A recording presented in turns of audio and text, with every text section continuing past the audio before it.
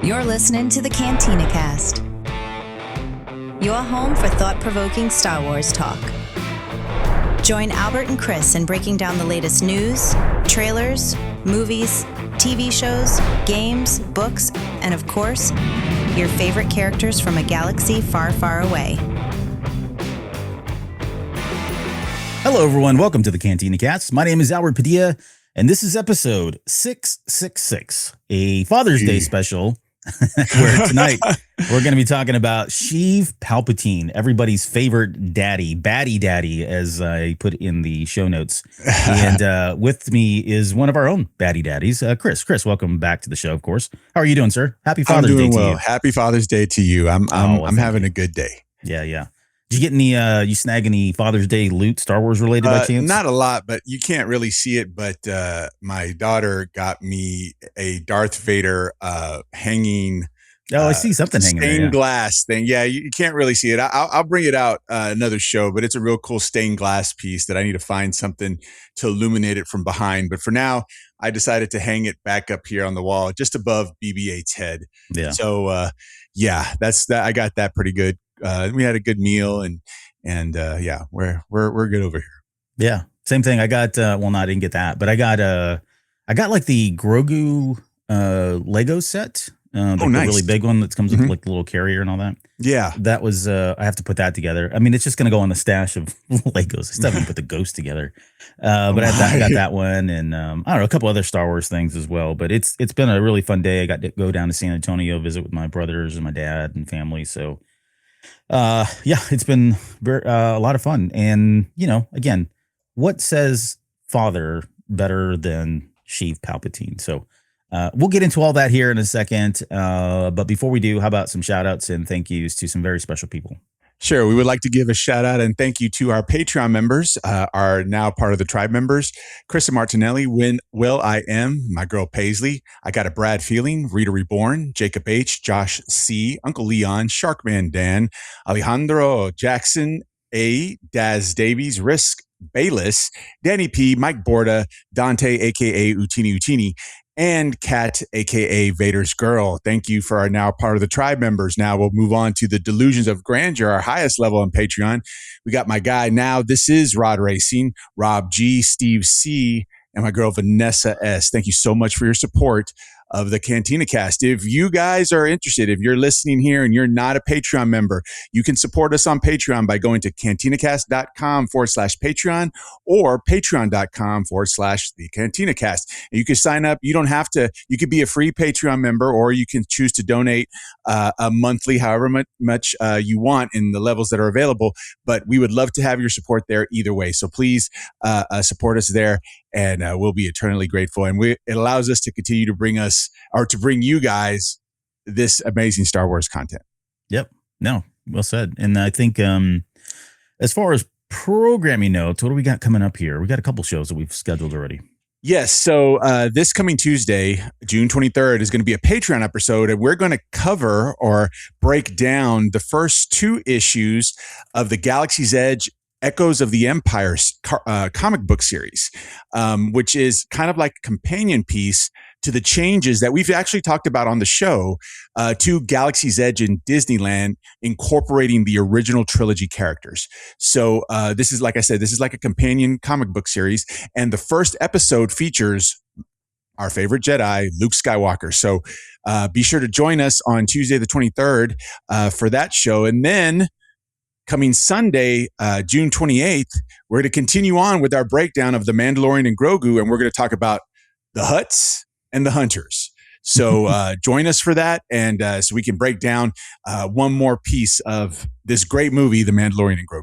Yeah, I'm looking forward to talking about the comic book, especially from your perspective as someone who's been to Galaxy's Edge a number of times, because, of course, I've never been, but there's so much in there that I know when those comics came out, people were like, oh, this is so cool. There's, callbacks and that sort of thing. So it's going to be fun to kind of get your perspectives specifically for me anyways. And then that Mandalorian and Grogu show, the Hutts and Hunters, that one is, we were trying to think of a way to kind of group some of the other remaining characters. And it just made sense that we'd probably focus on some of the bad guys, which is going to be this is going to be the bad guy show. And then we'll do maybe at least one more where we focus on, the New Republic characters, all the good guys, even the Unzellans and those sort of things. So that'll be at least 2 more shows coming. Don't forget, we have the free posters that we're giving away for those. And so if you're interested in entering for one of the free posters on either one of those shows, those will be public shows. All you have to do is send us a question for us to answer on those episodes. It can be via email, hello@cantinacast.com, or you can hit us up on social media or on Patreon if you're a Patreon member, free or not. You guys can send us questions however you'd like, and we'll get you entered. We'll draw somebody's name before we do each of those shows.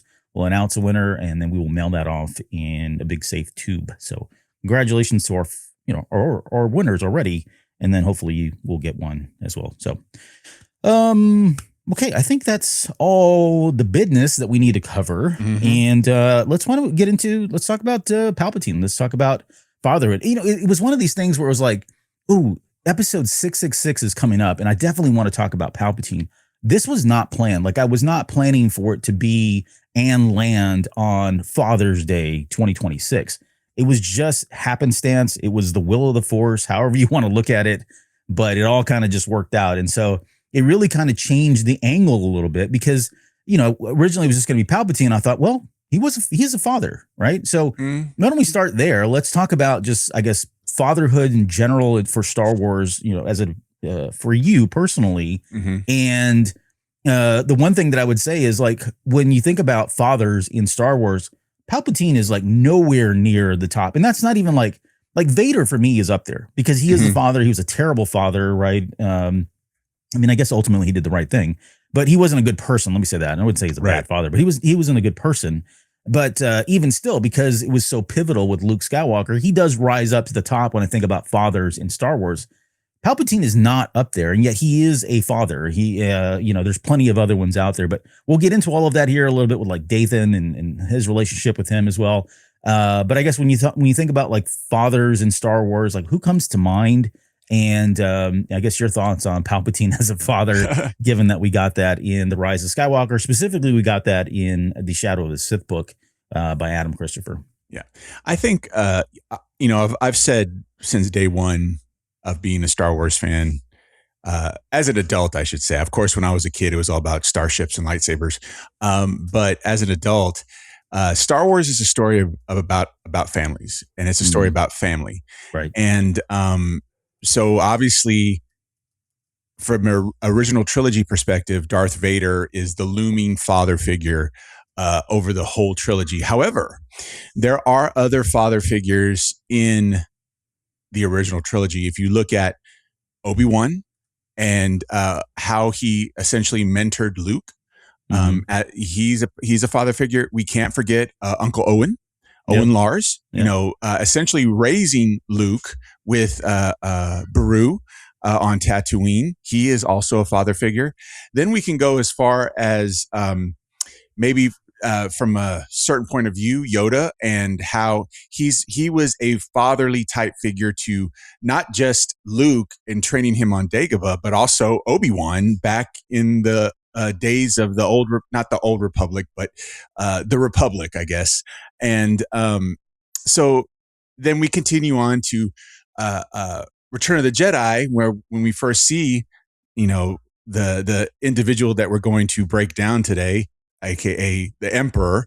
And the Emperor really in Return of the Jedi just seemed like the bad dude, the big bad, the final boss. That's who Emperor Palpatine came across in Return of the Jedi. We don't see that father figure type of behavior until we get probably to episode 2, right? Episode 2, we see him. We understand he has a rapport with Anakin. We know via the novels and whatnot, comic books, that they do have a close relationship.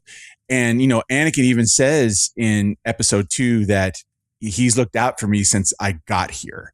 Yeah. So, that's where the mentorship, AKA being a father figure for Anakin, shows up. And then we really see it in episode 3, but it's providing mentorship, but he's really manipulating him, which unfortunately some fathers do. with their children. You know what I'm saying? So it follows that trope. And then of course, he cares for them, kind of brings them back to health, kind of. But he wants to use him as a weapon. He's not doing it out of the kindness of his heart. Honestly, I think, if they talk about, Sheev Palpatine's heart, it's probably smaller and more black than the Grinch. Yeah. So, and yet he refers to him as like my friend, my friend. He exactly. says that. It's like, get out of here. Exactly. Then if we take that and then we go to the sequel trilogy, obviously we don't have any interaction with him until The Rise of Skywalker, but he has a granddaughter, Rey.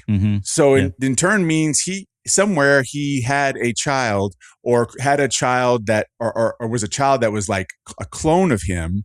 And that particular offspring, I guess we would say, produced Rey. And so, that was, he was kind of, again, like he was doing with Vader in the prequel trilogy, with Rey, was trying to be that mentor figure, but behind the scenes, he's actually manipulating her. And again, unfortunately, fathers do that. Some fathers do that. Yeah, some parents do that. Some parents do that. Absolutely. So is he the stereotypical father figure that I would associate with other Star Wars characters that are no. Right. Does he provide some of that fatherly type of mentorship and false care? Absolutely. So unfortunately, you have to place him as a father figure in the Star Wars galaxy. Yeah, I mean, he comes into the conversation, of course. He has to be entered in the conversation. Whether or not he's a prominent character that we want to talk about as a father, usually not the case. He is the devil. He is pure evil. We have no reason to believe there's any part of his heart that has any light whatsoever. We can get into the lore of him in just a minute here, at least from the Legends perspective. We don't really have a lot on the canon side of things, but if you look at like the Palpatine or the Darth Plagueis novel, there's a lot of information there. And I think a lot of that is carried over, at least spiritually, in how the characters portrayed on the movies and the comics and everything else that's come afterwards. But, you think about fatherhood, just quickly before we kind of turn our full attention to Palpatine, there are a lot of great fathers in Star Wars, and it wasn't always the case. When you think about when the original trilogy came out, we didn't have a lot of father figure role or characters. It was literally like Vader and then, like you said, Owen Lars. It wasn't until we got into the prequel trilogy and we had Jedis, we had kind of like the brotherhood relationships, you had the Qui-Gon stuff going on there, right? It started introducing more, softening. We get into a lot of the books and things got better. And by the time we get to the Rise of Skywalker, we've got a lot of other ones. Rogue One did a great job with Galen or so, and just his love for Jyn and that freaking speech that he gives to her when, revealing that he had, put that, that weak spot in the Death Star, right? Yep. For his Stardust, and she's crying, and you're thinking, oh my God, this guy, actually sincerely loved her. It was just amazing. I mean, we had Bail Organa, again, but he didn't come into the prequel trilogy, so we had to wait for him to kind of spin around. I mean, we knew that he was probably a good person just because Leia turned out to be just an incredible person all around. So that was kind of implied. You think about I think about Star Wars Rebels, and I always throw Kanan Jarrus in there. Oh yeah. He wasn't necessarily, he was kind of a father. He was definitely a father figure in every possible way that you can think of. I mean, he had two young kids, teenage kids that he was rearing, as part of the Phoenix Squadron guys. And then there was just great moments in throughout that series when he would just do things like a father, or he would get frustrated because of the conversations that he was having with them, and it was very telling of what fatherhood is really like, right? It's the good and the bad. And it's what you do with that ultimately makes you, I think a good father, at least, and definitely within the eyes of your children. So, so all that to say is we've had, thankfully, a lot of good fathers. We've had, thankfully, a lot of good mothers. We've had a lot of great parents. And I love this idea that fatherhood can come is more than just blood. It can be love as well. Yep. And we've got some really great examples of that. Okay, now that's all the good stuff. Yep. The bad part is we've got Palpatine in the mix now, thanks to the Rise of Skywalker, like you said, with Rey in there. It is a good point. He is definitely, grooming Anakin Skywalker, during the prequel trilogy. And do I want to think that he ever gave him any sound advice or good advice out of the kindness of his heart? No, probably not. But to Anakin, without a father figure in his life, like he didn't grow up with one, he's got this relationship with, Obi-Wan Kenobi, who it's more of a brother than it is a father figure. I mean, it probably starts off that way. And quickly, as Anakin starts to grow in power and becomes more mature, you can see it in the Clone Wars where they're kind of butting heads almost like brothers rather than like, father and son. And so there's still that void to be filled. And here you go. You got Palpatine who's prepping him up and posturing him and telling him how great he is. And really, it's all manipulation, of course, which we'll talk about when we get into like some of the, the abilities and some of the character traits of Palpatine. But then when you fast forward to his actual fatherhood, it's very hollow. It's lifeless for lack of a better term, and no pun intended. It's lifeless in the sense that he has Dathan created. And for anybody that's not aware, he does have what they call a strand cast clone that was created. And we'll get into the purpose of that a little bit later, but there's no relationship there. He was allowed to stay there. The kid was allowed to grow up there on Exegol for a number of years before he finally escaped. But for the most part, it was not it wasn't like a good relationship. It was it was just another tool, another way to seek what he ultimately wanted, which was immortality, life, preserved kind of thing. So it's very hollow, but out of all that, spawns Rey, and the Rey and Dathan relationship was sincere. It was, something that, he really loved his kid. So good things did come out of that. But so that's kind of like in a nutshell, I think for fathers. The only other father that comes to mind, I was going to say this real quick. The other father that comes to mind is the father from the Mortis gods. The Mortis arc, yep. Yeah. And Clone Wars. You can't not leave talk about him because he is the father of the Force, as far as I'm concerned. And I don't know, but just want to throw that in there. Neil's dad with the man cave. I forgot that's what Alex just said. Yep. I saw that. I can't pull up the chat. I don't know why. I can't click on it to pop it up for some reason. It's not working for me. Did you do that? I did that. Okay, yeah, I can't. I click it and nothing happens. So awesome. That's really great. Thank you. So Vader's girl's got some in there. She says, my favorite dads in Star Wars are Vader. Oh, Mando. Yeah, Mando, right? Yeah. He's definitely been somebody recently here that's become a forefront father figure. Bail Organa, Galen Erso, and Darth Revan. Okay. Yeah, that sounds like Vader's girl. Alex also said Window. I think, the Neil's dad. So he said Jango Fett as well as one of the cool dads, I guess. I mean, he was loving to his son. I think so. It. He seemed like he was concerned. He was like, hey, like when they were about to get found out by Obi-Wan, he was like, okay, pack your things, we're out of here. Where he could have just been bye. You could stay here and be raised by the there in Camino. But no, he took his son with him. So I would call him a good dad. Yeah, he's a good dad. I mean, he lets the kid get in the cockpit and go fire anytime they're killing people. So, I mean, I don't know how better to express your love for your child than, mowing down people in your ship. Exactly. So yeah, if you got other fathers, feel free to throw them in there in the chat tonight if you want, and we'll call them out. But we're going to move on and kind of focus now on Palpatine. And maybe let's just start kind of in the character traits of Palpatine, since this is a character spotlight. I guess I don't want to just read from the script here because I have a couple of thoughts in here, but just outside of the script, when you think of Palpatine, like what are some of the first words that come to mind to describe the ultimate jerk face here? Nah, for me, and this goes back to when I first saw him in 1983 as a 7-year-old boy watching, excitedly watching Return of the Jedi. When he came off of the shuttle, he looked pure evil. And that's the words that I describe him to this day is pure evil. Yeah. Now, I might add, I would always start with pure evil, but also someone who is brilliant.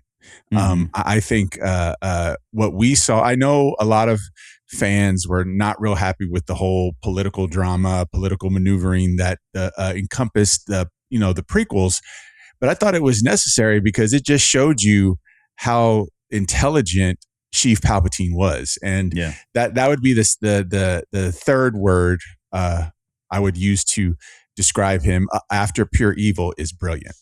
Yeah, he's manipulator, evil, a con man of sorts, right? Definitely, we've talked about this on the show many times, but he was definitely playing the long game, right? Yep. A lot of that came from his force abilities and his foresight ability, which we'll get into when we kind of touch really quickly on his force abilities. But a lot of that came from that, right? Being so overconfident, which as Luke called out as being a weakness. And a lot of that was predicated on this idea that he had, or predicated on the idea that he was able to kind of see things well in advance, better than a lot of other people. And so from that, comes that sense of arrogance about him and the confidence, that comes about from it. So, I would definitely say he is I'd call him like a master strategist, right? Tactically he was. We got to, in the movies, we only got to, that whole everything's going as I have foreseen it happening, and the tactical stuff where he's, the Star Destroyers are told to hold back until Palpatine has given them the orders, right? That's all done. They're running through a playbook that he's created because he knows that he needs to manipulate Luke Skywalker and build up that tension, let that evil start to swell, so he can ultimately get him to switch over to the dark side and kick his dad to the road, and be the right-hand Sith that he had always wanted and never got with Vader, which we'll talk about too in just a second. So, but those are some of the traits. His motivation, outside. For Palpatine, it was always about life everlasting, right? This is, of course, that came from Darth Plagueis, from that line he says during the Opera House scene. His personal life, which, just quickly, because we're talking about the traits, because I think a lot of his traits stem from what he grew up with. Again, a lot of this is going to be, Legends and the Darth Plagueis book, although I know George Lucas had a hand in writing all that, or at least was very close to it, I would say. He's a character that killed his parents, both his dad, his mom. I think he had siblings as well, but he kills everybody on a ship, because he's told, when they tell him, hey, you need to stay away from Darth Plagueis, he's a bad influence and you're completely different now, kind of thing. He didn't want that. And so to kind of prove himself to Plagueis, he just murders everybody. I think he force chokes his dad at one point, kills them all, and then goes back to Plagueis and is like, hey, look, I'm yours, dude. I just killed everybody, wiped them out. Essentially he wipes out his entire family. If you think about it, the same thing happens with Anakin Skywalker. Anakin wipes out his entire family, to kind of show his allegiance to his master. But a lot of where that all stemmed from, from that moment on, and just his upbringing there, the way he was into politics, and he had a lot of financial backing after he killed Plagueis because he was a banker. It really put him in a position to play that long game and to manipulate not only the people around him, but governments and the galaxy at large, and then ultimately, culminate in this, oh, my life was almost taken. The Jedi are the bad people. I need to be, put in a big power place at this point. All of that, again, was by strategy and by plan, but he never lost, sight of the end game, which was life eternal. And that's not specific to Palpatine. Like, I think we've talked about this too. So many Dark Sith Lords or dark side users have always been in search of this. It's always escaped them. And for him, because Plagueis had some ability to do so, it was the one thing that he knew that he wanted to keep, because once, what's the point of having a large empire and having an entire galaxy to yourself when you're going to pass, right? You want to keep that forever. And so that was the ultimate prize for him. But just immortality and the continual process of obtaining more power. Yeah, I think those are the two main goals for Darth Sidious. Yeah. One Up versus CPU said wrinkly and electrifying as two words to describe Palpatine. I didn't include those as well. There was another trait that I think it came out in, I want to say, I forget now what book it was, but they talked about, it was the Aftermath series. It was the Aftermath, Chuck Wendig. When he wrote that book, there was one point in there where they just talked about how Palpatine was in search of the source of the dark side. Like he felt like there was the dark side was coming from somewhere. And I think the quote was the universe. It was coming from, quote, the universe beyond the edges of our maps.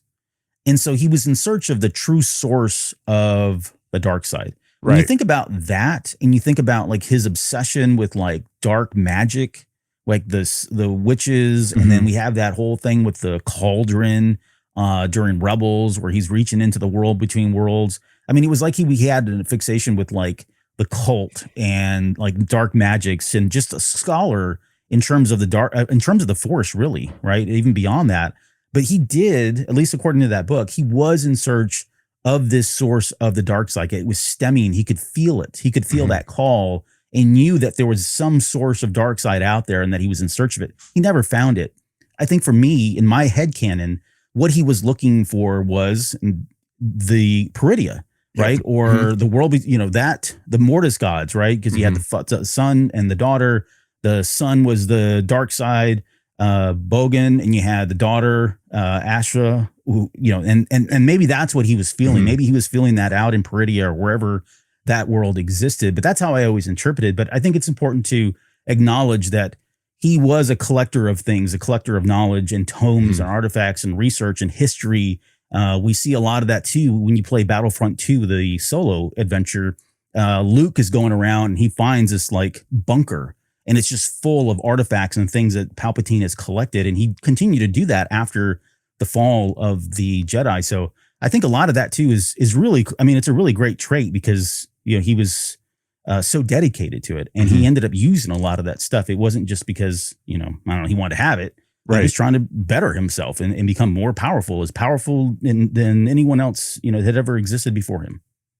Yeah. He was just in search of power. And we all know, being around the Star Wars galaxy for a long time, that those type of trinkets, your holocrons, your wayfinders, those hold keys to more advancement in your aptitude in the Force. So, of course, that's something that Palpatine's going to be interested in, so that his power can grow. Yeah. So that was kind of those are, I guess, his traits and a lot of where he came from. And the way we kind of broke this show up is we've got essentially 3 phases of his life, and there's some overlap here as well. It's not perfect, but I kind of called the first one, which was just the rise to power. And this is everything that a lot of what we talked about in that pre-Phantom Menace era. And that takes us all the way to Revenge of the Sith. After that, we have, the Galactic Empire, Emperor Palpatine, if you will, formally. And that is post Return of this Revenge of the Sith, all the way up until Return of the Jedi, meaning that's where he dies. And then we have kind of like this second, we literally have the second coming of him. And in this Force Order era of his life. And that is starting with Operation Cinder, which we'll talk about here in a little bit. And that goes, of course, until his death again in The Rise of Skywalker. And so we'll talk about all of the rest of Palpatine kind of in those kind of 3 phases of his life. But why don't we start with Palpatine and his relationship with Anakin Skywalker? I know you've already touched on it already, but I guess what were some of the more defining things about that relationship? What did you see in the Phantom Menace, or not Phantom Menace, but Attack of the Clones, and then the Revenge of the Sith, where I think much of the biggest manipulation is, and we can certainly talk about the opera scene, because I think there's a lot there too. Oh yeah. Yeah. When we see their relationship in Attack of the Clones, it is, you're right, it's not as fleshed out as it is in Revenge of the Sith, but you see the seeds of manipulation that Palpatine starts to lay in Anakin Skywalker. You see him offering guidance like, a father figure, right? But he's just kind of, I don't think he's beginning. I think this is where we first see it in any type of visual media of him, essentially doing this. But then you also see him do the same thing with others, like, the Jedi Council and the other senators and whatnot. And then there's some that are not keen to what he has to sell, like, Bail Organa as a senator is one. Yoda kind of has his doubts. I still, and I'm sure most people believe this, but that like eyebrow raise every time, or not every time, but that one time Palpatine said something while everyone was sitting in his office, he said something of interest, and like Yoda kind of looked at him kind of weird. Yeah. So, he knows what's up. So I don't think he was susceptible to a lot of the manipulation that Palpatine gave out. But he did unfortunately fall for some of it. So, he was essentially using Anakin as a pawn, as he was using everyone else, the other senators, Jar Jar Binks, Amidala, all of those people he was manipulating. But I think the difference is that he did it a little bit more from a mentorship standpoint with Anakin, because he knew what he was going to become. He knew he needed him to accomplish what he wanted to accomplish. So that's where we saw it happen, or, for the first time at the beginning of episode, or not at the beginning, but in episode 2. Yeah. I mean, and I'll joke, and this is kind of funny, but it kind of starts in the Phantom Menace when we get the line of, "We shall watch your career with great interest." Even back then, he had already targeted him as somebody that he was going to watch as a potential, rule of 2 person. And that was ultimately what he was doing. Like, he was, it was grooming and it was manipulating and all that, but for the sole purpose of making himself more powerful. Right. We talked about, we had Adam Christopher on when we broke down Master of Evil. And if you haven't had a chance to listen to that conversation, there is something that happens in the book, and it's just a line that Adam Christopher threw out there. And it really struck me because I had never really put a lot of thought into it. I mean, it was there and it's kind of apparent when you hear it. But it was just something that I was like, oh, he was really kind of hitting it a little bit harder in that book. And that was this idea that the Sith in that rule of 2 really wanted the most powerful people. And I know that's implied. The rule of 2 was such that, it was a culling of like the weaker people. And you always wanted the strongest apprentice to be with you, or the strongest acolyte to be with you, because that in turn would make you more powerful, right? You were only as powerful as your acolyte was. And so when Anakin Skywalker starts to rise in power and he learns about, oh my God, this guy has so many midichlorians, he's got all this crazy potential, he starts to see all that in the time from the Phantom Menace to the Clone Wars. And then there's tons of examples in the Clone Wars, Attack of the Clones, and then the Clone Wars series. This was something that was like, he could not wait to get Anakin to flip, because that was really going to be the missing piece. They were going to be very powerful. That was going to be somebody that would really challenge him, make him grow stronger, even stronger in the Force, in the dark side. He couldn't wait to do that. What happened was everything went completely wrong in the sense that Anakin did not make it through. I mean, he failed, and he only lived because Palpatine rushed to his rescue. At that point, when you think about it, just chronologically, he was really damaged goods. He was a liability in some ways, and he had nobody else to go to, because he just had Anakin wipe out every single, at least there's like 8,000 now alive, but at the time he wiped out all the other Jedi. Right. And so he had no one left. So he had to, this was like there was no backup plan. You know what I mean? Like, he only had Anakin Skywalker. And so then he was stuck with, well, I got to put this dude back together because I need somebody for this rule of 2. And a lot of that spurs in that like kind of flows into and really destroys his relationship with Vader. Like, he treats Vader absolutely horrible. Not that he would have treated him like great, but when you think about the way he talks to him once he anoints him as Lord Vader and he tells him to go do his bidding, there's almost like a level of I don't know if respect's the right word, but he definitely I would say he respects him like as a tool. You know what I mean? He acknowledges that Anakin is powerful and he can do some amazing things, and that he is the right person to be and worthy of being next to Palpatine. When Anakin gets his limbs chopped off and he becomes this more machine than man thing that's a little clumsy, and just that whole view completely changes. And there's tons of examples. A lot of it is in comic books and books, honestly, but there are so many examples of just the way he treats him, and partly because he knows that if he does all that, it angers it angers Vader, I should say, and that anger he would feed off of it, right? So it was it was beneficial for him to do so, but it really did take a horrible turn for him when Vader did not, or I should say Anakin Skywalker didn't turn out to be the acolyte that he really wanted at the time. Right. I mean, don't get me wrong. Vader was still extremely powerful. And Vader still, for the most part, when Palpatine sent him to take care of something, he took care of it. But did he reach his full potential? He couldn't at that point. Right. He had limitations. He had limitations, even though, you're so powerful in the Force, and then, in the Star Wars universe, you have these robotic limbs that, they can add to your body if you lose one, and you just continue on. I think the way that he fell to the dark side, that is what kind of limited him. Palpatine did have a role in that. But yeah, he was still tremendously powerful. And I do believe still looked up, even as Darth Vader, the mechanical Darth Vader. And like you said, how badly Palpatine would treat him at times.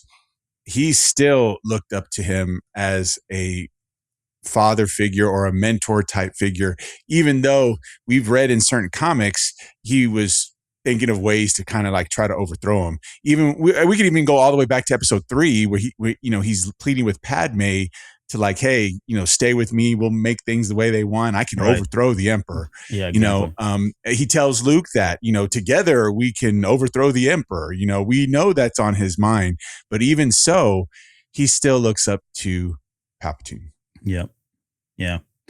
Before we move on, I know we've already jumped to, his death and all that, but I just want to roll back just a little bit and talk about the opera scene. That is for me, it's one of the better moments in Star Wars, like period. Everything about the way that scene is acted, the way it's written, the visuals, the audio, you got that ambient music playing in the background. You've got the Plagueis song or the Palpatine Plagueis theme going on there in the background. If you didn't know, behind the scenes, I think it was Ian McDiarmid. He was like really sick when he did that. Yep. And so a lot of that actually kind of came across as it's setting that tone in the way that those lines are being delivered. But it's just one of those perfect things that everything just kind of comes together. So much has been talked about with regards to whether or not Palpatine was the father of Anakin Skywalker or not. And a lot of this stemmed from the comic book, the Darth Vader comic, where they kind of did this one image and everybody's mind was completely lost at that point. We have no real reason to believe that Anakin was truly the birthed by Palpatine. If you want to go down the path of Anakin was born of the Force, well, he was, but born of the Force as a countermeasure or as a result of Palpatine and Plagueis manipulating the Force and trying to create life, that kind of thing. You can certainly call it that, but there's nothing that says that he is the father. That's never been the case. In fact, if you really think about it, and we broke this comic back, I think it was like 6 years ago now, 5 years ago when it first came out. Our take on that was, look, that image that you see with Palpatine standing behind Padme, and he's got his little magic fingers going, and behind Shmi. She's pregnant. Shmi, sorry, not Padme. Shmi, and he's got his magic fingers, and he's doing something. You're in the mind of Anakin Skywalker.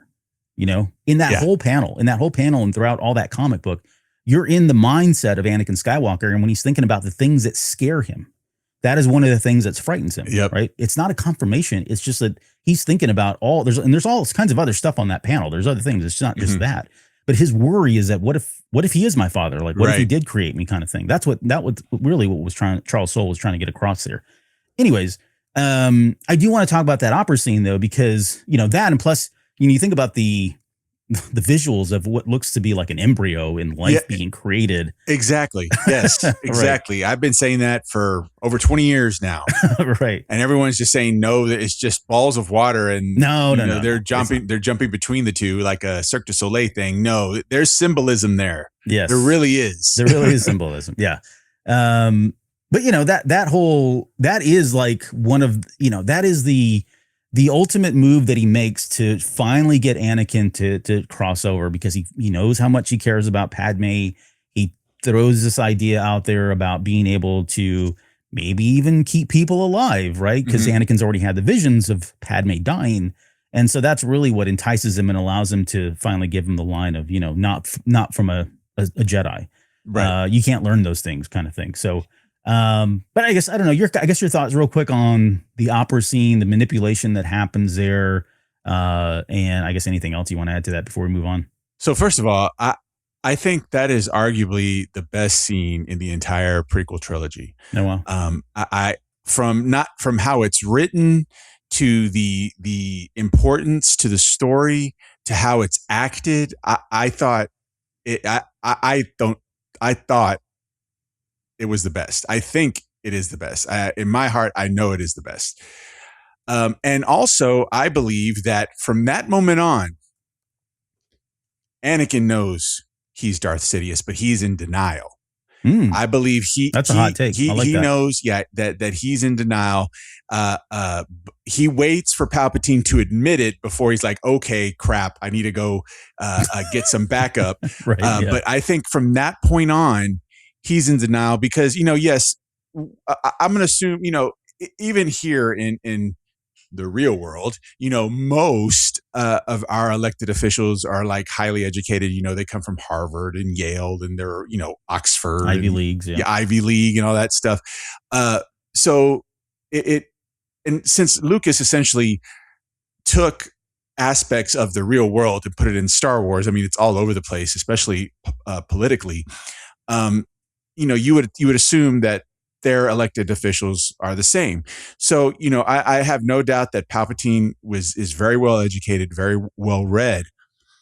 But the detail that he had about Darth Plagueis and his plight, especially the fact that he knew that his apprentice killed him in his sleep, again, that is, I think for me, Palpatine was bringing that up to see how he would react. Yeah. And if he reacted harshly and been like, all right, I'm out of here, he knew he would have a problem with Anakin Skywalker. But when Anakin sat there, again, for fear of losing his wife and his unborn child, sitting with someone potentially giving him a solution to that, he had no choice but to stay there. And that's when Palpatine knew he had him. And I think from that point on, Anakin knew in the back of his head that he was a Sith Lord. He just was in denial until he actually admitted he was. And then, like I said, he was like, oh, crap, and then tried. It was too late at that point. It was too late at that point. I think from that point on, everything was for show. Yeah. He was under the impression that the Jedi would spare him and he would go to trial. So he would still do his, he would still go and serve justice, but he was still around to let him know how he can keep Padme alive. And then, of course, once Mace said, yeah, no, I have to take him out, that was it. That was the final step for him turning into Darth Vader. Yeah.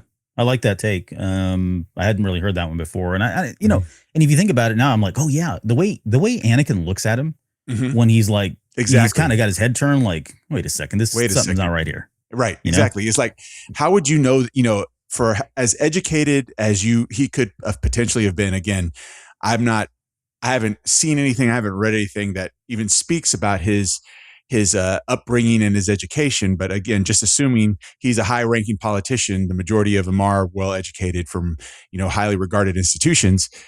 How would you know something like that about the dark side, about a Sith Lord? And especially the fact that he was killed by his apprentice. Yeah. A little too much detail. Anakin had to have known. Yeah. And it didn't help that Palpatine had his head turned over and then finally turns his head and goes, not from a Jedi. Yeah. It's like okay. Was that movie, like The Exorcist, turning slowly like that. Yeah. So yeah, that's where I think, like I said, once he saw Anakin's reaction to his story, what he was telling him, he knew he had him. Yeah. So we got one comment from One Up versus CPU 64. He said to retrace back that actually Plagueis wasn't asleep, that Darth Sidious didn't kill him in his sleep in the book. I haven't read it, Albert. I know you probably have. Can you? What's your take on this? No. Plagueis, yes, he killed him in his sleep, but he was already like badly injured and wounded. What I was referring to was his dad. His father was definitely awake when he was killed by Palpatine. I see. And both of those happen in the book, in the Darth Plagueis. If you haven't read it, James Lucerna is the writer. It is actually one of the better like Star Wars novels that have come out. And like I said, Lucas did have a hand. I know, depending on who you talk to, they'll give you varying degrees of how much involvement he had. Everything from it was my story to not his story, just there to say yes or no, approve things, disapprove things. I don't know that there's anything ever been official. I know some people definitely know. But nonetheless, it's a great book. The only problem that I ever had with that book is the only problem I ever had with the book was the fact that I just I couldn't get past a lot of the banking stuff. There's like some economics, and it has to be there because of Plagueis and his alter identity that he was using to get money and all that. That was really difficult to get through because it was I had to get like pen and paper and write stuff down. But outside of that, like the actual like core events and everything goes on, it's actually really good. So go check it out if you can.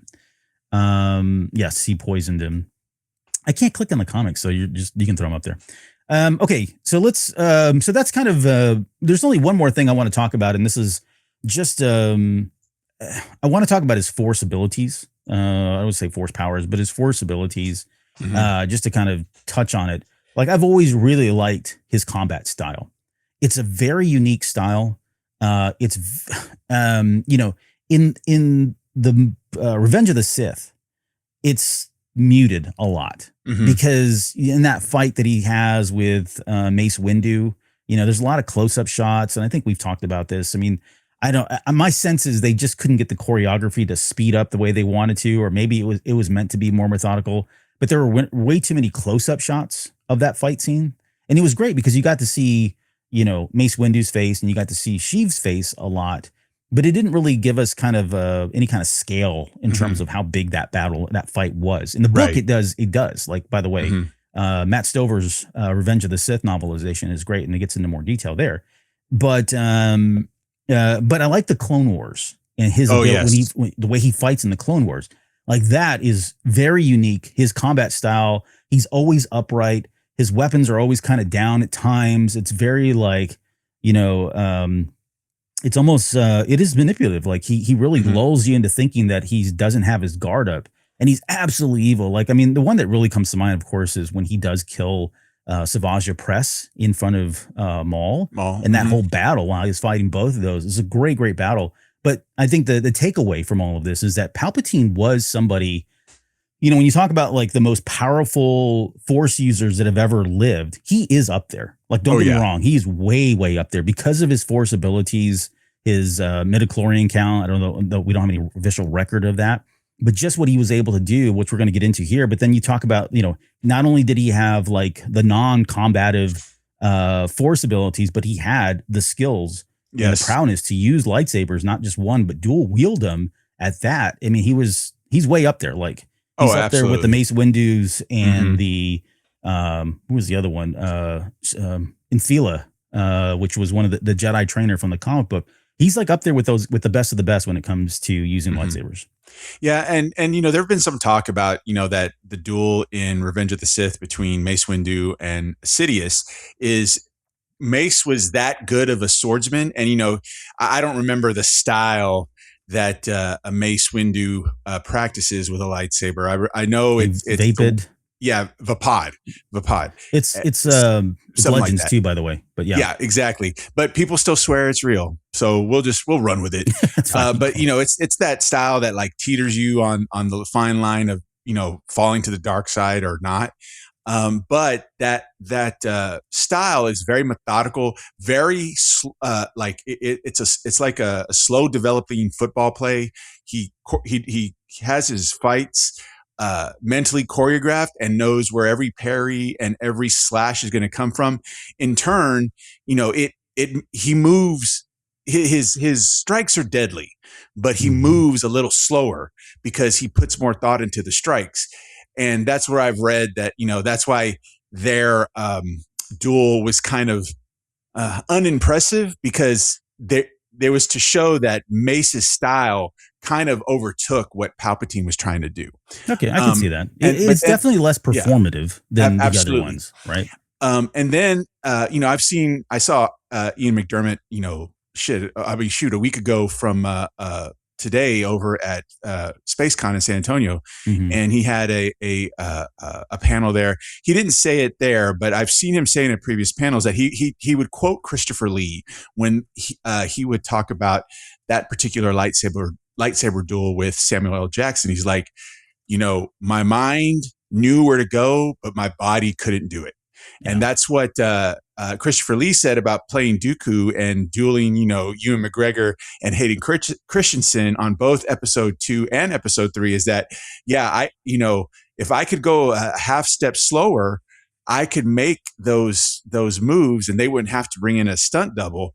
But because they want everything to be crisp and they want it to look as good as possible, I can't do that because my head can do it, but my body can't. And that's what Ian McDermott would echo a few times when they would bring up the duel with Samuel L. Jackson, Mace Windu and Palpatine. Yeah. Yeah, that makes sense. And it's no shade on them. Like I totally understand it and get it.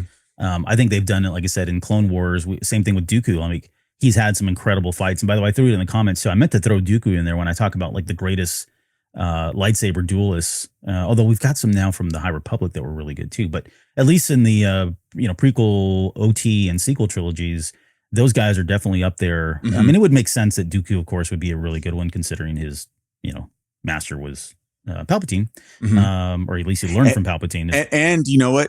His Jedi master was Yoda. Right? Yeah. But so that kind of skyrockets him to up at the very top. But I didn't want to leave that out. Lightsabers is definitely a thing.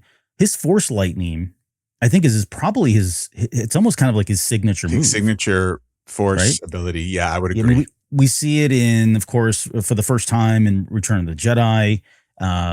We've seen it. You play video games and he's always got Force lightning. We know that when he was when he had Vader, and whenever Vader did something wrong, I mean, it was Force lightning. Whenever Darth Maul did anything wrong, he got Force lightning. Yep. It was a way to punish them and make them angry so that he could feed off that anger and power himself up, if you will. Right. And then all this, it even carries all the way over until we get to the Rise of Skywalker, where we see him display like this ultimate Force ability power that brings down literally thousands of ships in the air.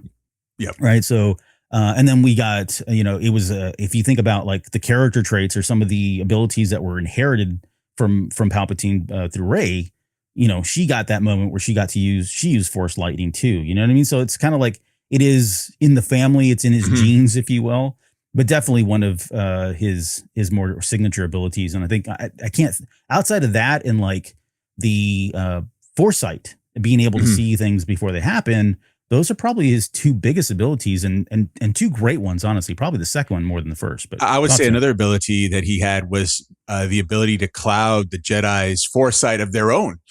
Because in episode 2, he's like, Yoda was like, the dark side clouds everything. Impossible to see the future is. That's Sidious. That is Palpatine doing that. Yeah, so that is an ability that cannot be ignored. We talk about the Force lightning and how powerful that is. I can honestly say the whole, on Exegol, where he essentially throws the most amazing Force lightning up into the attacking resistance ships and the civilian ships that came to aid the resistance. That is a top 10 Star Wars moment for me. Even though I'm not the biggest fan of Rise of Skywalker, I thought that was done beautifully, from the dialogue before he did that to, and it's not like Ian McDermott had to do much. He was behind makeup and he just had to raise his arms, but I thought the way that he did it was perfectly. And then the sound, it rivals the seismic charge sound. It kind of like it sucks all the sound out of the picture, and then boom. I thought that was one of the greatest scenes in all of Star Wars. Yeah, I mean, it is and I don't mean this in like the surfer dude term, but it is an awesome display of power. Absolutely, yes. One that we haven't seen, on screen ever, really, to that magnitude. And that just kind of shows like how powerful he was, because at that point he was, quote, all the Sith, right? He was channeling all the power of the Sith that had come before him, dark side power incarnate, if you will. He was doing all that. And so how does it manifest in somebody like Palpatine? Well, it's going to manifest in something like Force lightning. So great use of power there. There's one other power too, and it doesn't get talked about a lot. I think in Legends, they really did speak about it. Canon, I don't know that they've ever really identified it, labeled it. I could be wrong because I haven't really looked into it too much, but he was able to hide in plain sight. Yes. You got somebody who is pure dark side, pure evil all the time, can't turn it off. And yet he's able to suppress it to the point where people like Master Yoda and Mace Windu and, Ki-Adi-Mundi and some these people that sit on the Jedi Council are in next to him within proximity of like 2 meters, like 3 feet or whatever. And they don't sense a single thing. You know what I mean? Like he's able to hide all of that and do it at will and still, still have dark side thoughts and moments. And I get it. Like for them, they're feeling it. It's part of that cloud, I think, is what they're feeling, right? They just can't pinpoint it. They can't identify where it's coming from. And yet it's like right in front of their face. That is incredible power to have to be that. Because if you think about, there are other moments in Star Wars lore where somebody, I can feel the dark side, or something's happening now, or I have a bad feeling about this. And yet it never happens for them, right? He lives years. And this even predates him as part of as Palpatine, when he was evil and doing stuff, growing up, right? I'm kind of leaning into the Plagueis novel again a little bit here, but he was able to kind of suppress that. But that's an incredible ability to be able to do that with so many Jedi around him, and in his position, working as closely as he did with the Jedi, and having somebody like Anakin Skywalker, who is incredibly powerful, at his right-hand side for day in and day out for many years. Yeah, you got to give it to him to be able to do something like that. Yeah, absolutely. It's like a reverse. I can compare it to like a reverse superhero movie, whereas in superhero movies, the hero is the one that has a secret identity. Here, the villain, the overall villain, the final boss of this entire saga, has a secret identity, at least until he doesn't need it anymore. Right. And how he pulled the wool over everyone's eyes. I mean, and it's not just the Jedi, it's essentially the entire galaxy. Oh yeah. That has to be a dark side force ability, and arguably his most dangerous one. How about, let's talk about just quickly before we kind of move on. So I think we've talked about we've touched on the political manipulation and what he's done there. I think one of the better examples, recently was in Andor, and setting up what was the name of the planet to kind of be like the bad guys, or the propaganda machine that he would use, right? That propaganda machine that he would use that for Gorman. For Gorman, right? Being able to manipulate not only just the political people, but then the populace, the general public at large, right? You think about Edie, Cyril's mom, and how suddenly she had a different view of that because she was reading the hollows and the propaganda news and all that. I mean, it was a big machine that was, he was behind, and all that was being orchestrated. But I want to just kind of talk about the rule of two, because it was kind of a loose rule if you think about it, because you had Palpatine, who at one point had, in the Plagueis novel, he had like a couple people that he was kind of, in addition to like Darth Maul, he had like 2 other people that he was working with, and I forget their names now, and it's not important, but it wasn't just a strict rule of 2. It was like, I'm going to have a couple of urns here in the fire, and some over here in this fire, and some over here in this fire. And if they find out, cool. If not, that's fine too. But he was really trying to get the best one to kind of step forward, right? It was almost like, Darwin's law, Darwin's law, like whoever could live and survive, and that was going to be the ultimate victor, and somebody that would pick up. But he allowed Count Dooku to have Asajj as a, as an assassin, not necessarily a Sith, but at the same time, he had, Darth Maul out there. He had Anakin that he was looking at one point. So yeah, he didn't follow it as strict, like by the letter of the law. But I think he had, I guess, well, no, that wouldn't be. That wouldn't be. Sorry, I was thinking of somebody else. Totally.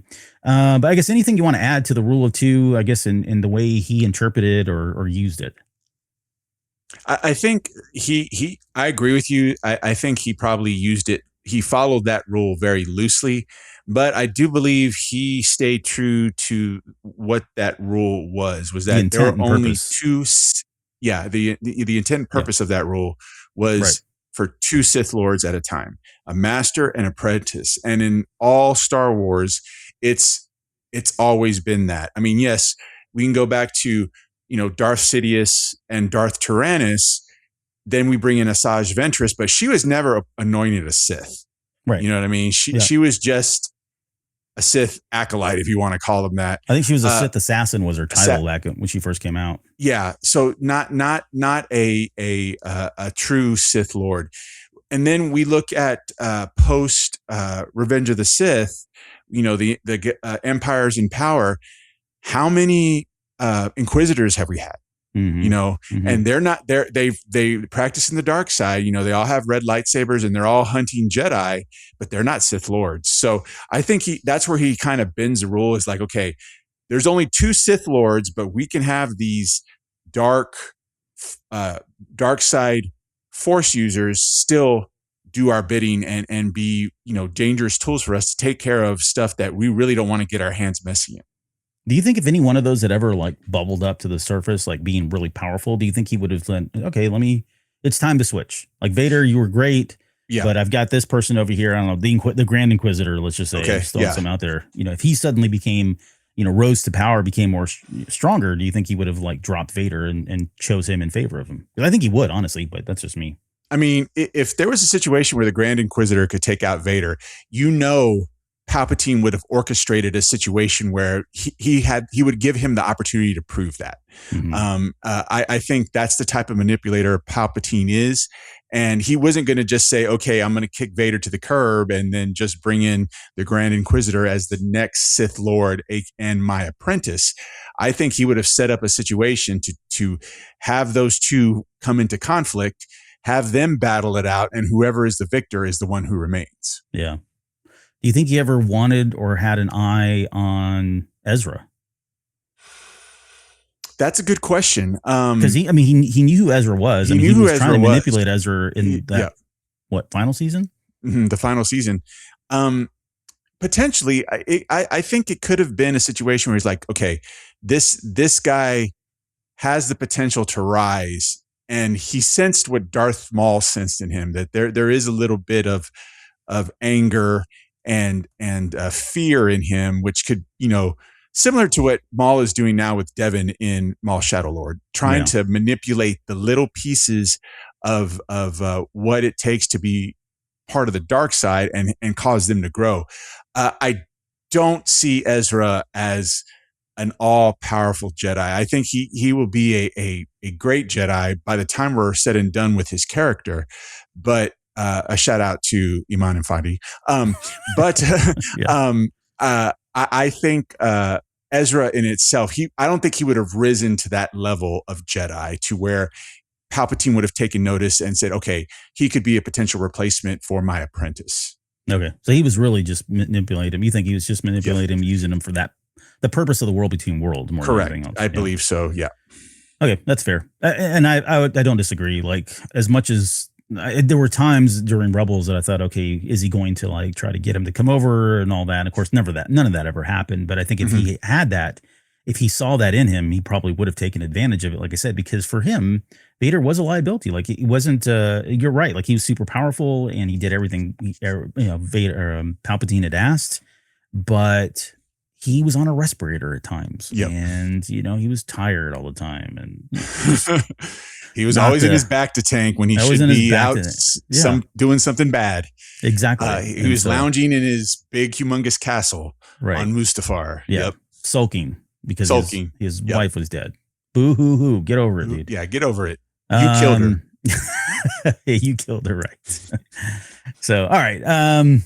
So that's kind of the rule of two. Why don't we do this? Let's move to, I guess, the second phase of his life, which is Emperor Palpatine. This is post Revenge of the Sith and all the way through Return of the Jedi, because life is good.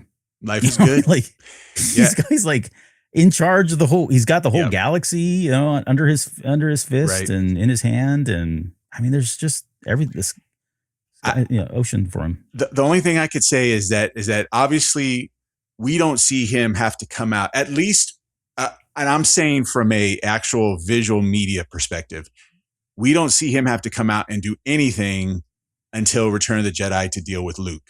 Yeah. But I think that if we start from, the fall of the Republic, the Empire taking over the galaxy, I think from that point, he takes a step back.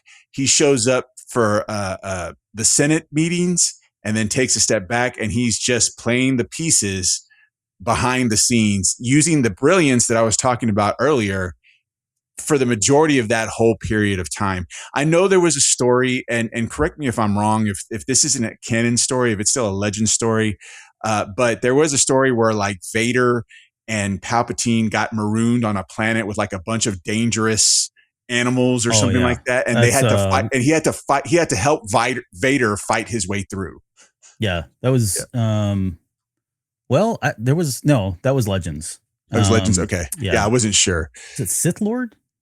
I forget now which book that was. It was one of the Legends books, but yeah. And so other than that, I think that from that point on, he really didn't have to do much from a physical standpoint or a force ability standpoint. He just used his brilliance to manipulate the galaxy the way he wanted. And when he needed something done, he had Darth Vader. He had the Galactic Starfleet. He had the Inquisitors. He let them get their hands dirty. He kept his hands clean again until he ultimately had to, and it led to his demise when he had to take care of Luke Skywalker. So I think for the most part, he just sat back and used his brilliance. I think that sums up that particular period of time for Palpatine in a nutshell. Yeah. I mean, you're right. Like a lot of once he had the power after Revenge of the Sith, and we talk about it is kind of easy street, but he is thinking ahead. Like he's not just sitting back, on the desk, hands behind his back going, man, this is great. What to do next? He's thinking about, okay, now what? Like what are the next steps that I need to do? Part of it was the freaking Senate, right? He had to get rid of the Senate because the Senate was, it was a delicate balance, right? Palpatine didn't just go like scorched earth and wipe out the Senate and start killing people left and right. That wasn't his thing, right? He was constantly thinking the long game. He was more of a lawful evil kind of character when you think about like character alignments, right? He wasn't chaotic evil. He was lawful evil. And so that meant he was trying to work within the constraints of the system that existed because he needed people to come on board. The galaxy is very large. And until he had enough, and he would never do this, like he would never have enough, in my opinion, but unless he had like enough force out there to really just go out and slaughter people and have them run things and run the galaxy, the right way, or competently, I should say, he was going to need the help of some of these folks. And so he needed to get them on board. They kept bucking and bucking and bucking. And so we have years and years and years where this never, he was just finally fed up with it. And that's when we finally get to the New Hope, when Tarkin comes in and says he got rid of the Senate. Like he's done with it. Yep. It wasn't doing, he probably had rose to power at that point enough. He had the Death Star. So like, hey, you know what? If your planet doesn't want to play along, I don't need your planet anymore. We'll just get rid of it. We'll wipe it off the map and not have to worry about it. Yeah, it's typical Palpatine. He utilized the unit of the Senate till it served him no more. And because he, and they were the ones that gave him the ultimate power to rule as emperor. He said, okay, you're done. Back to, not picking off, senators one by one until the Senate was gone. He was doing it lawfully. Yeah, he was doing it lawfully, but was it morally correct? No. I mean, we saw in Andor season 2, he would take out senators who openly talked bad about him or dissent. Exactly. And it was about to happen to Mon Mothma. Paisley has a good comment here. It was like, I wonder about Mon and how she interacted with Palpatine. The truth is, from what I've read and from what I've seen, she hardly had any. I think Palpatine hardly had any interaction with any senator because he didn't really care. He was ultimately going to get what he wanted. He was just using them in certain areas that he needed them. But yeah, he would go after those senators who really talked bad about him. And Mon Mothma was next. Luckily, Cassian was able to, with the help of Luthen, get Mon out there, get him back to Yavin 4 so that she could ultimately lead the rebellion. But yeah, that sounds strangely familiar. Yeah. So, and it's unfortunate. But yeah, it was lawful, but it was not right by any means. Yeah, if you want to know more, like honestly, about kind of what's going on in the background, I'm going to plug this real quick. But this is Reign of the Empire. Alexander Freed. This is part 1, The Mask of Fear. Part 2 is coming out. I think they've already announced it. There's 3 books in the series, and it's really about Mothma, Bail Organa, and Saw Gerrera and how they're kind of dealing with the Empire. But it does get into a lot of Palpatine's not necessarily a spotlight character or like a main character or anything, but it's how they're dealing with what we just talked about, right? Like the pressure that Palpatine's putting on, systems and politicians, and how they're trying to maneuver through all of this, and with a ever moving goalpost and things changing constantly. At the same time, trying to rally people behind their causes. It's great stuff if you like that. But definitely, I would recommend that to get into that if you are. I was trying to. I'm gonna plug the book and I lost my train of thought. The other we talked about, I guess during this time. Oh yeah, so he's thinking about that, right? He's got the Senate's thorn in their side. That little pesky Organa family just want to get rid of the whole planet someday. And then on top of that, he is thinking about, okay, so, I'm not looking the best these days. I'm getting up there in age. How do I preserve my life? And we know that as far back as just almost right after the Revenge of the Sith stuff, he starts doing the research of like, how do I extend my life? And this all turns into ultimately what becomes Project Necromancer, right? To help him kind of keep him alive, and the whole cloning thing and all of that, using the technology that he got from the Kaminoans. This is the stuff that we got from the Bad Batch, right? Omega and whatnot. Yep. All of that's in play, right? And Grogu, right? That is something that is very at the forefront of his mind, something that he's thinking about, something he's strategizing over, experimenting on. I mean, there was all kind in the Clone Wars. We come to find out, or not Clone Wars, Bad Batch. They were doing all kinds of experiments on different planets to figure out how to make some kind of a clone vessel for his life force to be transferred into. Right. In the background, we also have him working with his what would become like the Sith acolytes, what's his that one right-hand man, Yuppie something. I forgot his name already. Oh yeah, from he's in Revenge of the Sith, or he's in Return of the Jedi. The two cohorts that he has by his him, counselor people. Yeah. I know you can look it up, or somebody can look it up. But his he's working with them because they're kind of spearheading the whole initiative. Eventually leads him over to Exegol and getting that to hold. Eternal Empire, Sith Empire, Sith Eternal, I think. Sith Eternal, yeah. Trying to get all that going and running. And then on top of that, which we'll get into in just a second, he's already putting into with he's got a very small group of people, very close group of people that he is talking to about something called Operation Cinder. And that is in the event that he dies. Here's what I want you guys to do on my behalf, as because for reasons which we can talk about.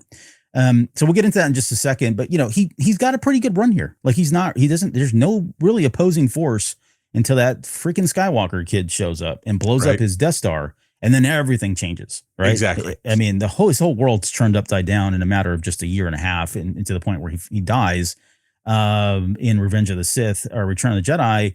And the beauty of it is, right, the poetic justice of it all is the fact that the one person that he hated and manipulated and wanted to be his first-hand man and all that, and ultimately becomes the person that is not only a result of his death, but the direct result of his death, because he chucks him over into that the core on the Death Star. That reactor core pit. Yep. So there is, again, it's poetic justice that it is Anakin Skywalker, and the one thing that he's not able to see because of his confidence is that he thought Vader was gone. He thought Anakin Skywalker was long dead, buried. He'd done his best to ensure that person was no longer there.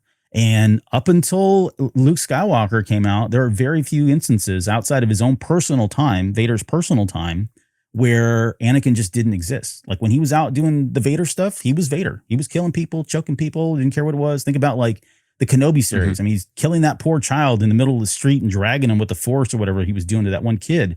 I mean, he was evil. Like he was doing all kinds of horrible things, but it was his love for his son. That's one thing, again, that Palpatine never considered was ultimately his undoing. And so, I mean, I just, we all like it, but I do just love that it was, again, poetic justice in that term. So let's talk about, or anything else you want to add to, I guess, during the Emperor Palpatine rule. And there's a lot that goes on. Don't get me wrong, but we didn't say this at the very beginning of the show, but there's so much that happens. Like, we could do multiple series of shows on Palpatine and not get through all of the lore and talk about all the big highlights and everything else. I know I'm leaving out a lot of things. Yeah, absolutely. But anything else you want to add before we kind of move the into only this thing final I have piece to of the First Order?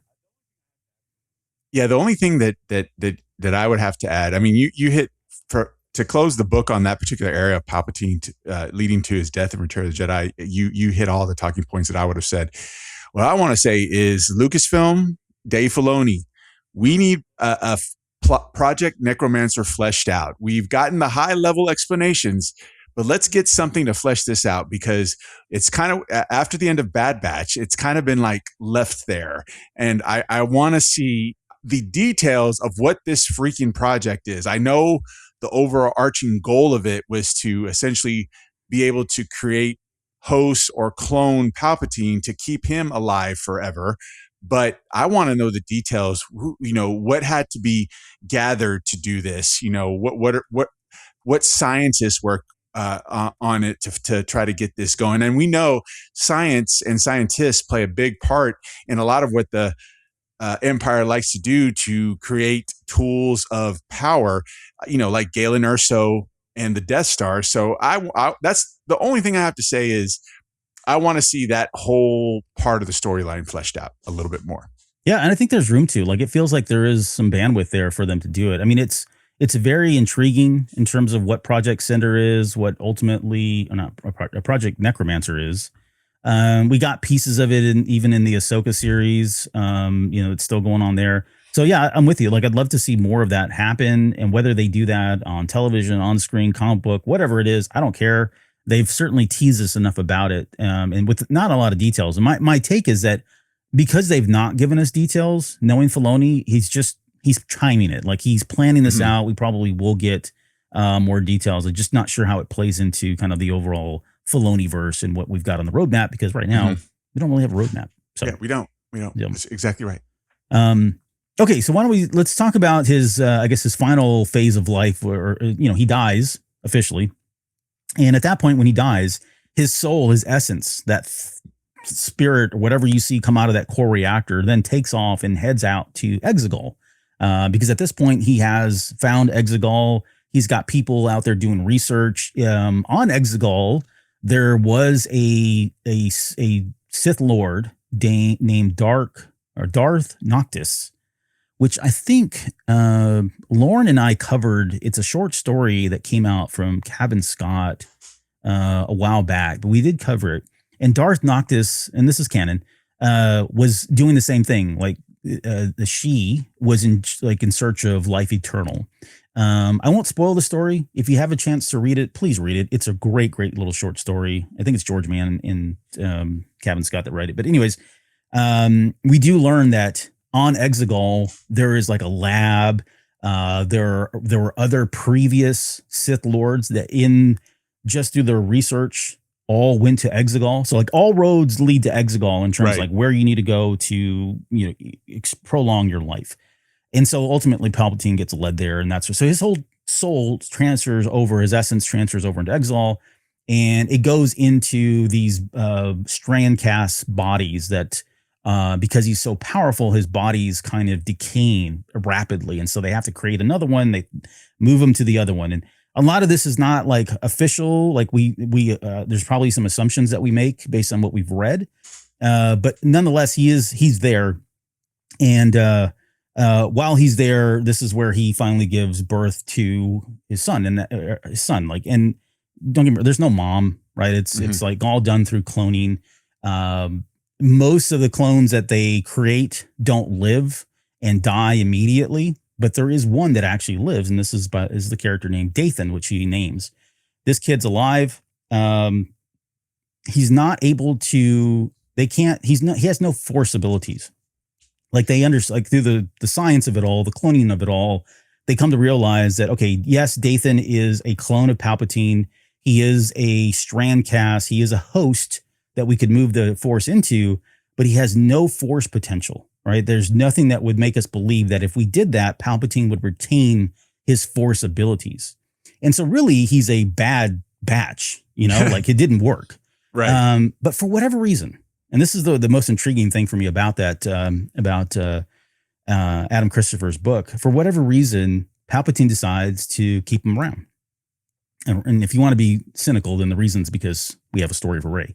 Right. But he keeps Dathan around, and Dathan grows up on Exegol. Like this little kid grows up on Exegol, and he's witnessing all of these horrible things that they're doing, sacrifices and rituals and whatever else, dark side users on Exegol do. And eventually he realizes like, this is bad stuff. Like, Palpatine doesn't treat him like a father. He keeps around. He acknowledges that is his son because he's a clone, and that's about as far as it goes. But, he grows up being cared for either by himself or some of the people that just the advisors or people that work there or whatever. And at some point he realizes like, this is just not a good environment. I need to get out of here. And so he leaves Exegol, escapes from Exegol. Eventually he runs into Rey's mother, which is Miramir. They have a kid that turns out to be Rey. Uchi of Bestoon, if you guys remember him from The Rise of Skywalker, is then sent out to go kill Rey and this offspring and all that. And I think maybe I'm trying to remember now. He may have wanted Rey because he either wanted to make sure that because she was part of the lineage, she might be force potential, have some force potential, and so maybe she would be a good host of it, or a good host for her, because that's what happens by the time we get to the end of The Rise of Skywalker.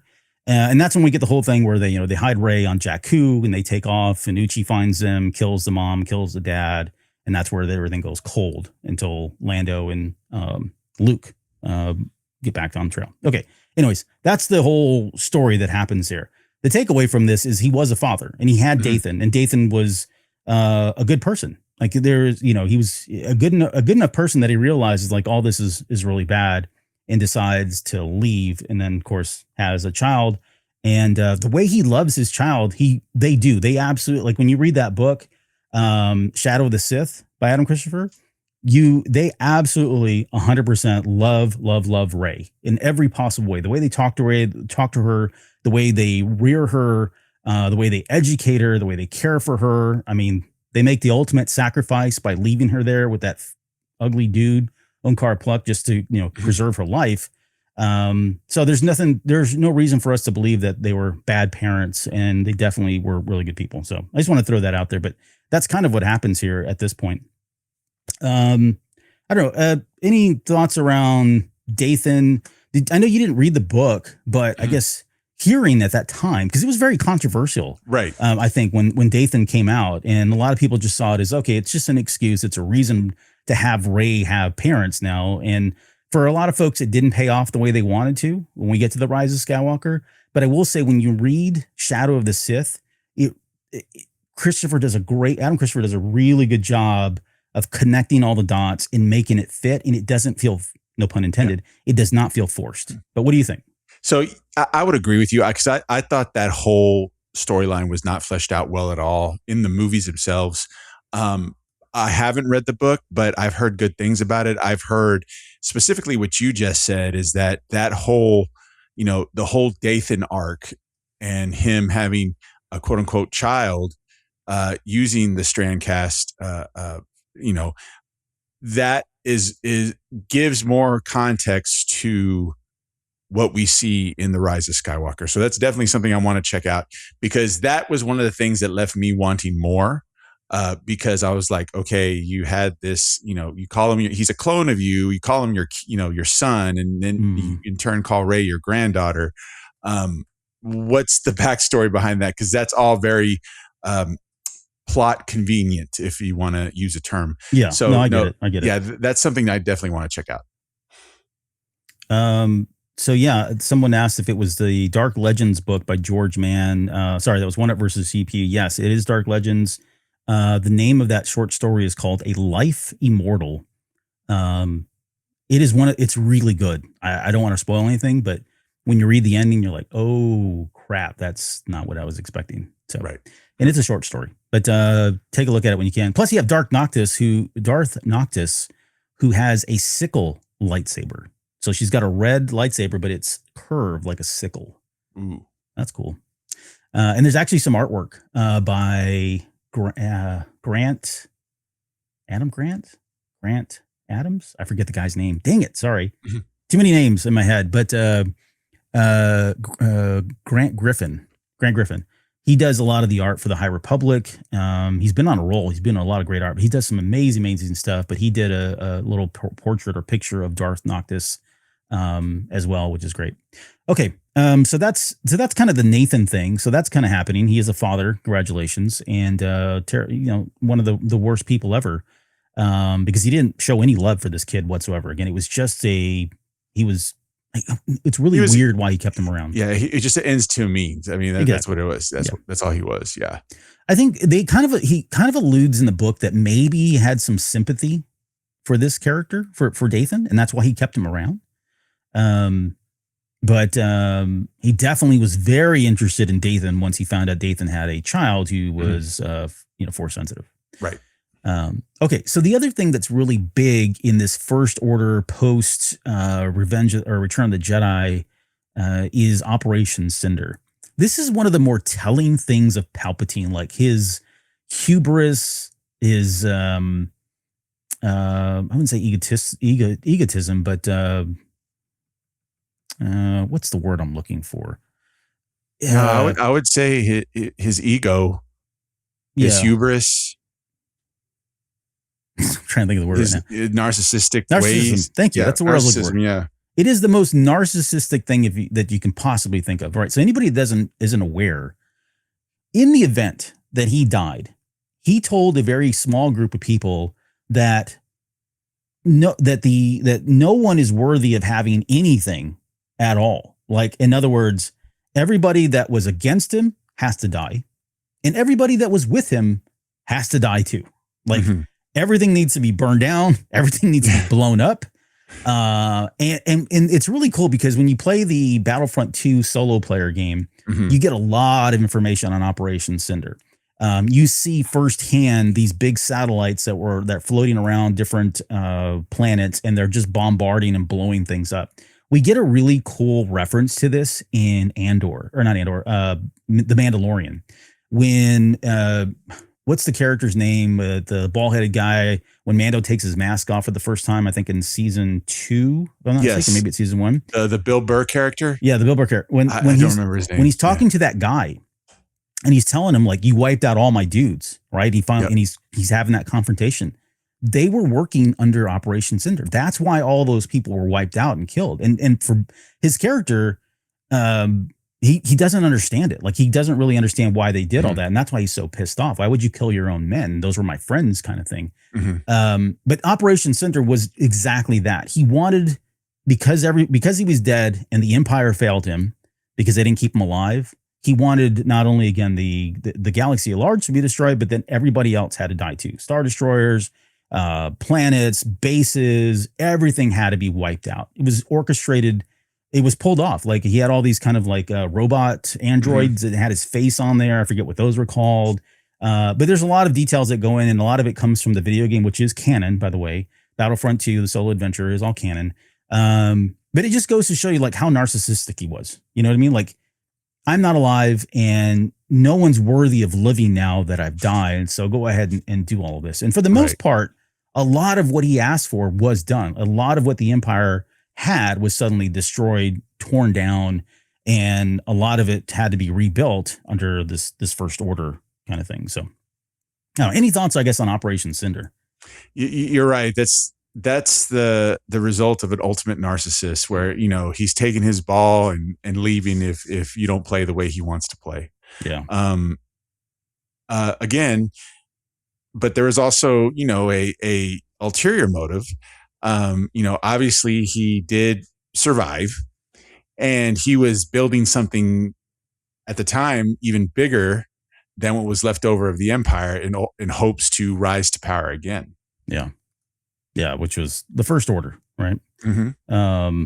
And what would ultimately become like the Final Order, Sith Eternal, and the Final Order. Yeah, all of that came into it. And that leads us into kind of his rebirth. I mean, eventually, you know, they do get his body transferred into this clone that we see at the very beginning of the Rise of Skywalker. I mean, we kind of skipped over the whole Snoke thing. That was those were some of the failed strand casts that were being created, and they did have Force abilities, but they just didn't live very long. There was a lot of problems with them. That's why you see the tubes of multiple Snokes at the very beginning of the Rise of Skywalker. And that was really his only means to try to manipulate Kylo Ren or Ben Solo to become Kylo Ren. And so he has this relationship the entire time in this post era where he's grooming, Ben Solo because of his potential. He doesn't know why Solo has the potential that he does. We come to find out that it's because of the dyad, right? Him and Rey together, and that's why they both have that they're so powerful in the Force. Later on, he learns all this, and that kind of love it or hate it. The way they kind of pull all that into the Rise of Skywalker, you can make sense out of it. You may not like it, but you can make sense out of it. And that's when, he knows Rey's powerful. He knows Solo's powerful. He's been manipulating Ben this entire time to try to get him to kind of come over, and I don't know what his intentions were there. It isn't until the very end of the Rise of Skywalker when those two come together, and suddenly he's healed because he's able to pull in from their force of that dyad, and he realizes, oh my God, this whole time they've been a dyad in the Force. It rejuvenates him. He's rebirthed. He's no longer like on that machine, the Deus Ex Machina thing that he had, right? He no longer needs that. And that's when we get him being able to display his newfound potential and power by taking down all of those starships in the sky. What he wasn't counting on was that this dyad of the Force, and through their kind of, Rey being able to channel all of the Jedi that have come before her, taking him out, and in return, her dying, never saw that Ben Solo would come back and give his life for Rey to live as well. So, it's messy, it's complicated, and a lot of it is because of the way those three movies were laid out, right? That they had to bring somebody in to kind of tie all this together. But I think it works. I mean, I don't hate it. I can certainly make sense of it, and I get there's suspension of disbelief. But I think all of this stays true to Palpatine's character and who he is, what ultimately he was after, even at the very beginning of all of this, going back to the Darth Plagueis portion of it. It certainly makes sense. I think it tracks for the character, and don't have any real big issues with all of it. Yeah, I don't have an issue with the whole idea of somehow Palpatine's returned. I have an issue with that this could have been fleshed out a little bit better if there was actually some coordination between the three sequel movies. But that's a different topic, right? Yes. I would agree. I just think it really left a lot to be desired because they tried to jam that whole plot point in Rise of Skywalker, and you only had 2.5 hours. Yeah. But I thought it was serviceable. I don't think it's the greatest thing. I don't hate it.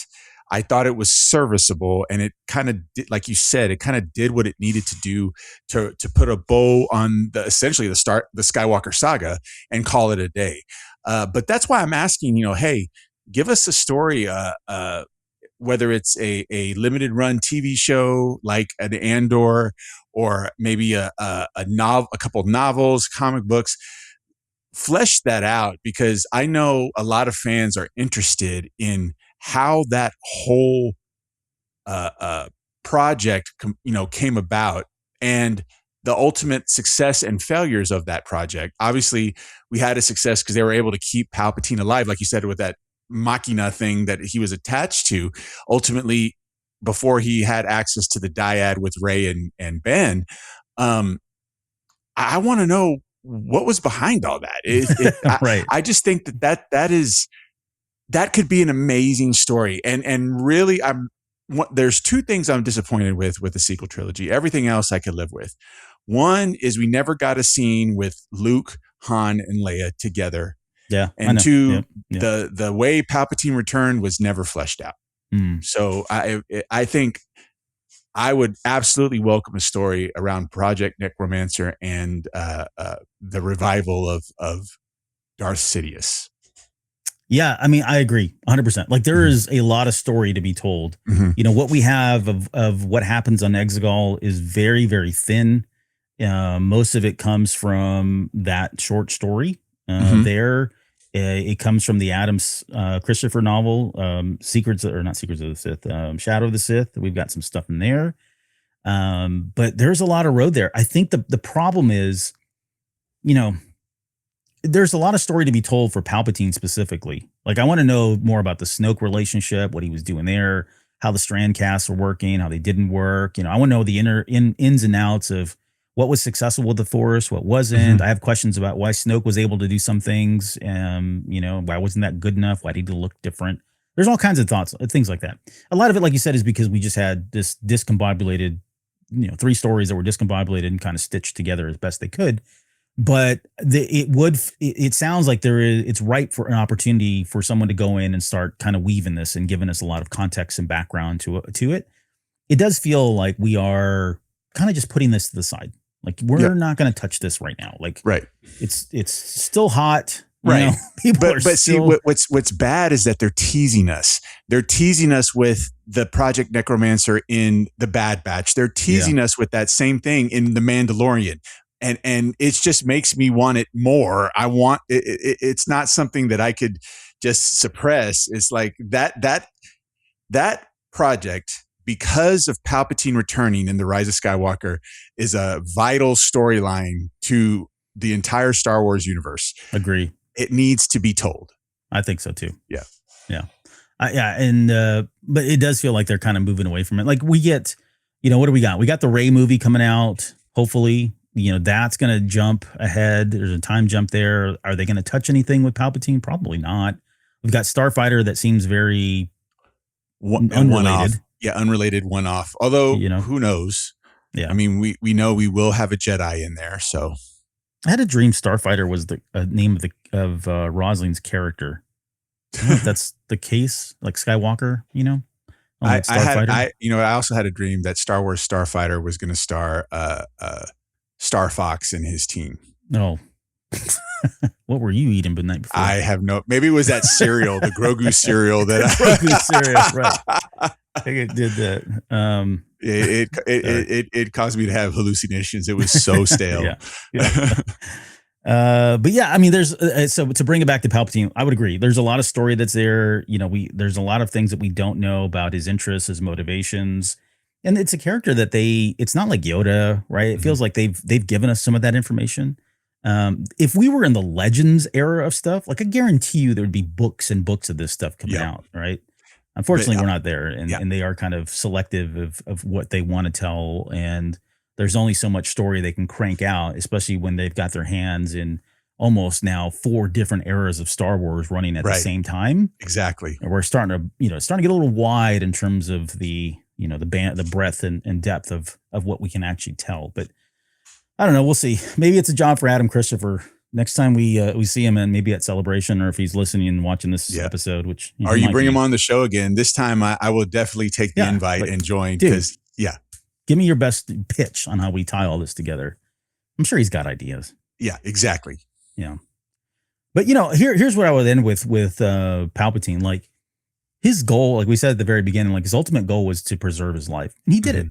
Like, and very few Sith or Force users can say that they successfully were able to live a life eternal, right? Or come back to life, if you will. Right.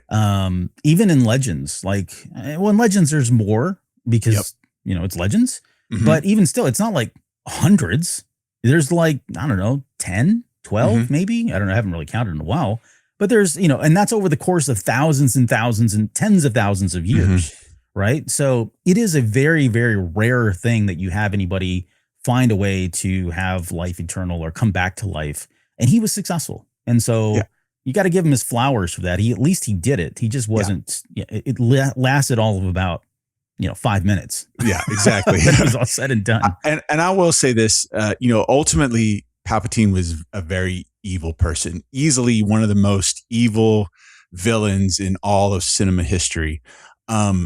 And I want to say, you're right. He did accomplish essentially what he was telling Anakin all those years ago on how to stay alive. Now, keep in mind, the way that he did it was very kludgy and required a lot of technology and a lot of failures and Sith, pseudoscience to have it done. But he did it.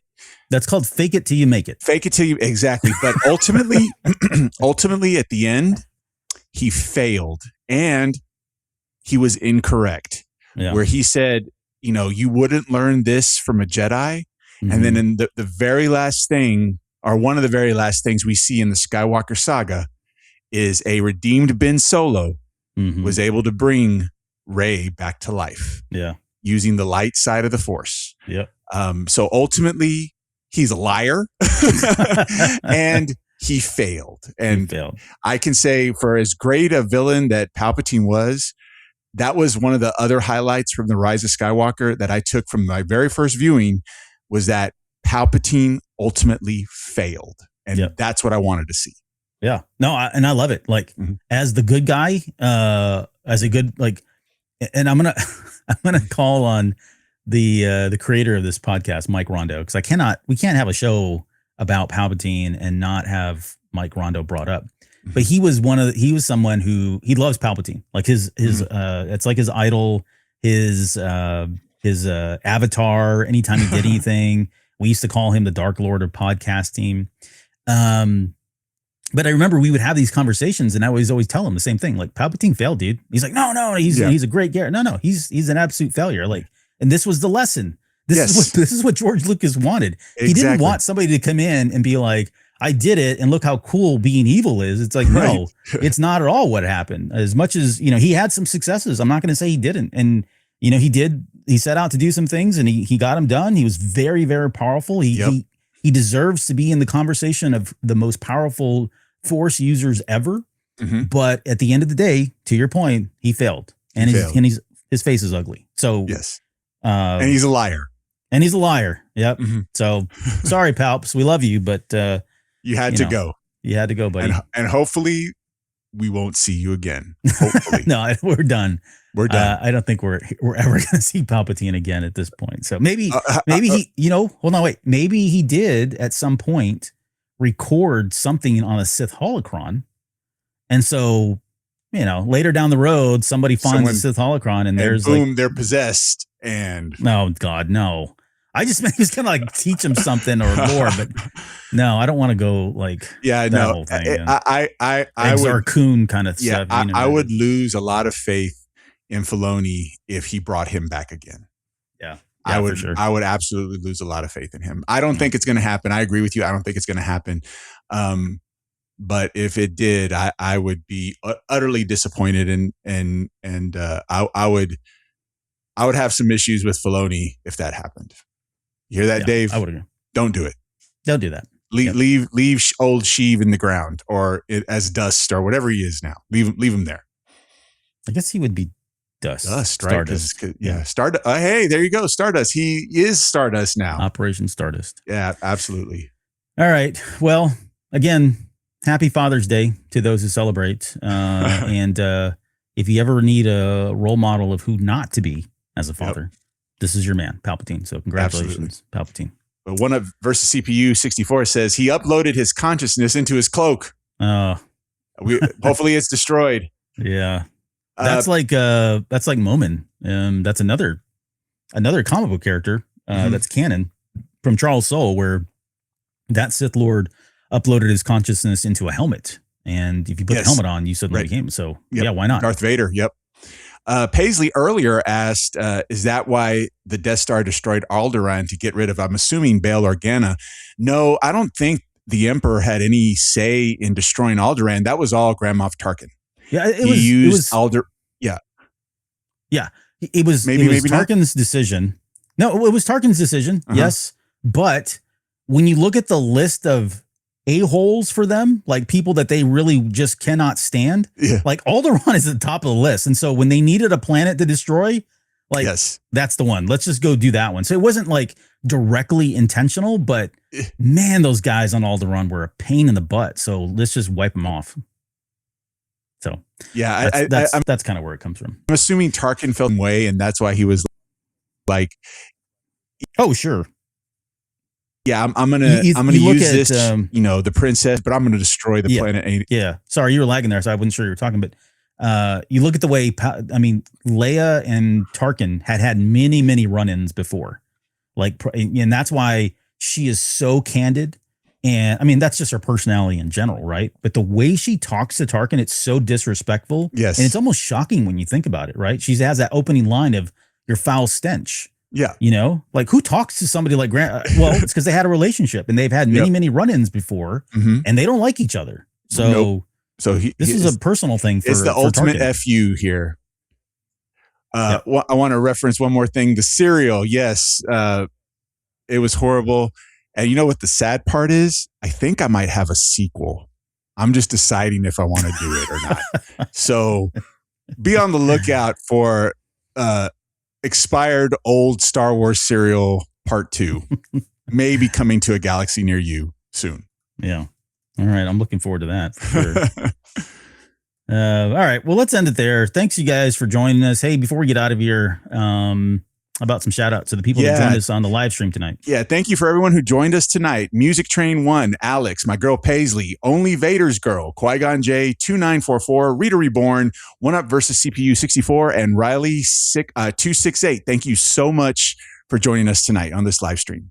Yep. Thank you. And don't forget, we'll be back on Tuesday to cover another comic book series. I think we're 2 issues. Is it 2 issues now? I think we're 2 issues in on Echoes of the Empire.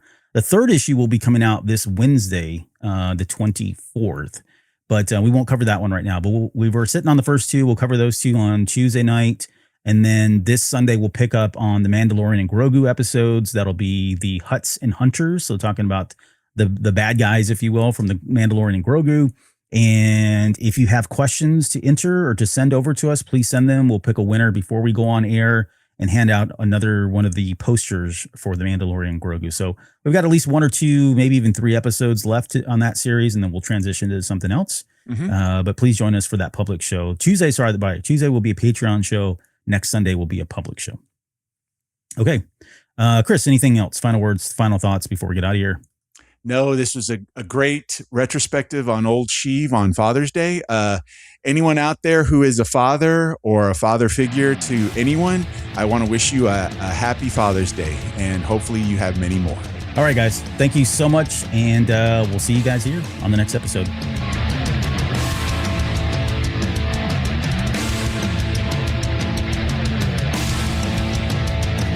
You're still listening? Wow.